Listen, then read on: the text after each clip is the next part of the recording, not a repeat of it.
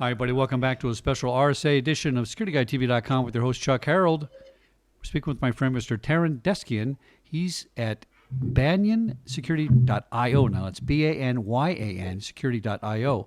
Welcome to the show, my friend. Thank you for having me, Chuck. Now, you're going to be at RSA. It's booth ESE 15. Now, that stands for Early Stage Expo. It's a special section, so make sure you guys find him. Today, let's talk about the buzzword at RSA, zero trust. That is a big word. Everybody's throwing it all over the place. What's it mean to Taryn? What does zero trust mean? It's not just the buzzword, Chuck. It's probably the number one buzzword. I've heard it bandied around many places. I'm excited to tell you what we think it means and why folks should come and talk to us. Even though it's a buzzword, zero trust actually means something very specific to security professionals. It's the idea that your enterprise that you're securing, that for the longest time was secured with a VPN and a traditional perimeter-based network model, doesn't work. That system was designed when employees came to the office and accessed applications that ran in your data center. But that's just not how the world works anymore. Your applications are in your cloud, your workers are mobile, they're always on, and the VPN doesn't work. So zero trust to us is a security principle that enables the style of secure access, no matter where you are, who you are, and what you're accessing. I came from the physical world initially. I was a police officer and I worked at the studios in physical security. And when I heard the zero trust thing being thrown around, I started laughing because here's why. I don't build a building and say, come on in. I don't set up security in something with no locks, right? So it's funny to me that the cyber world decides we've been letting people in all this time. Now we're going to have zero trust, and we're only going to let you in if we know who you are. Shouldn't they have been doing that from the very beginning? It's right. I mean, so to me, it's a weird buzzword to me. Well, security, if you look at it, is always a trade-off. It's always a trade-off between usability and control. And so as a security professional in the enterprise, you always have to, keep in mind that you can make something super secure, but then no one will use it. And so I would say the traditional security model, the VPN, actually worked. It worked for 25 years. Back when you were into physical security, it made sense.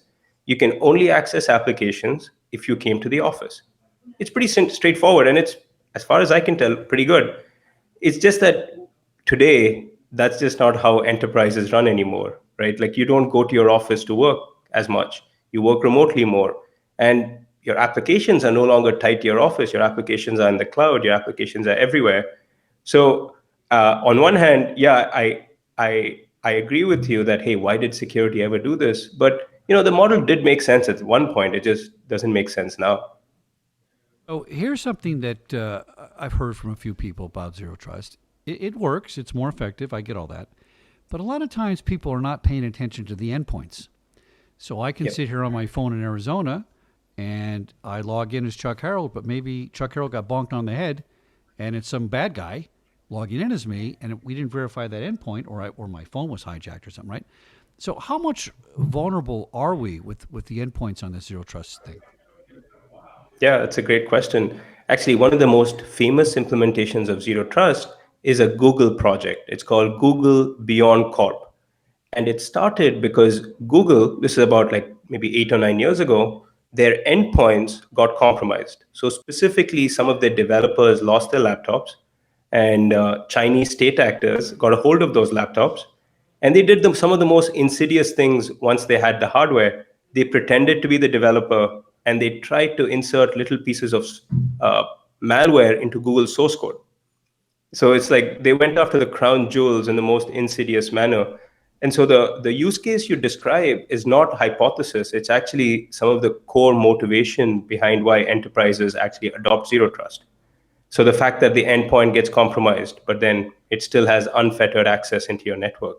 The fact that a user gets phished, but there's nothing you can do about it because you don't know what all they have access to. And so, as a concept, what Banyan is trying to push across, or what our product helps enterprises do, is kind of shift that responsibility and distribute trust to the users and the devices that actually need access. So you have to prove to us that you are authenticated. You have to prove to us that your device is trusted and your device maintains the right security posture before you get access. And the key thing is that we make it very easy, we make it very lightweight, human centric. So as a user, you feel empowered to essentially enable your corporation to be more secure. Are we using biometrics more in zero trust? Or are we using multi-factor authentication in zero trust? Or all those, proven methods still used and incorporated with this?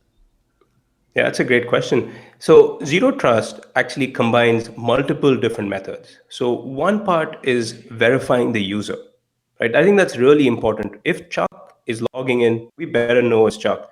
And so, there are many ways to verify it's Chuck. It's username, password. That's a starting point. There's biometrics. You can start looking at who you actually are, not just what you know. And then you can also look at what you have, and that's multi-factor authentication, push notifications to your phone, and so on. But the user is one component. It's an important component, but it's only one component. The other component you want to look at is the device. So in the old days, you used to rely on the fact that the user was in the office. If they came to the office, you gave them access. You can't do that anymore. So then you need to have a lot of trust in the device. So it has to be Chuck. It has to be Chuck working on a Windows laptop that's issued by his employer. And we take it even further. It is, where are you located? Are you in a coffee shop? Are you in an airport? Are you at a compromised physical location? And the last thing you have to look at is, what are you actually trying to access? Which application is it? Is it a trusted application? Has the application been compromised? And it's only when you can establish user, device, and application do you actually enable that access. And so the challenge in the zero trust space, everyone knows these principles, and pretty much every vendor you talk to will claim to do something like this. But the challenge is really to do it seamlessly and do it comprehensively.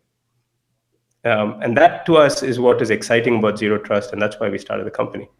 Well, I think this is really cool. And I only ask you a question. So I just read an article today that apparently the Russians have been in our hotel rooms with their Wi-Fi, stealing No stuff doubt. for years and years, apparently, right? And I got to tell you, anytime I go to a hotel, my Wi-Fi gets all wonky. If you're using the zero trust method and you're authenticating all these layers you talked about, could you program your zero trust to say, listen, we will not let people log in from hotel rooms because we just found out the Russians have a whole spy network in Hilton, right? So can you get specific like that? So absolutely, you can. I would argue though that even the Russians cannot hack today's encryption.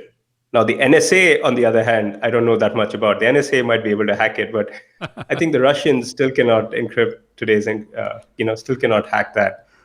So I would, before I start blocking Hilton, because I'm a Hilton member myself, don't block my access. Uh, I would actually suggest, before we get into blocking, major hotel chains, let's just ensure all communication is actually encrypted end to end. Okay, That will that makes solve a more lot of sense. problems. Yeah. Yeah. And the other aspect of it is that there's some simpler hygiene elements that you can do before you go down and start blocking large network blocks, which is make sure your laptop is actually patched. Right? Most of the Russian hacks actually take advantage of the fact that you're running some piece of software that is a little old and has some kind of small bug in it. And sometimes that bug is a security vulnerability. And that's what they use to get onto your laptops. So if you can enforce some basic hygiene, like, hey, make sure your laptop is patched, make sure the firewall is on, make sure you're running your antivirus tool, and then encrypt all your communication, you should be good for like 70-80% of the use cases. But you're absolutely right. When you do detect a threat, you need to block it immediately and you need to block it comprehensively. So that's the other part of the Banyan platform. So on one hand, we have this trust scoring system that ensures every endpoint, every user is trusted before you give them access to your corporate applications. The other part of our platform is a continuous authorization framework where, if we detect that you have been hacked, if we detect the Russians have compromised the network, our goal is within a second, but sometimes we can do it in milliseconds. Within a second, we have revoked all the privileges that that network segment or that user and device had. And so I think that capability is really important for zero trust.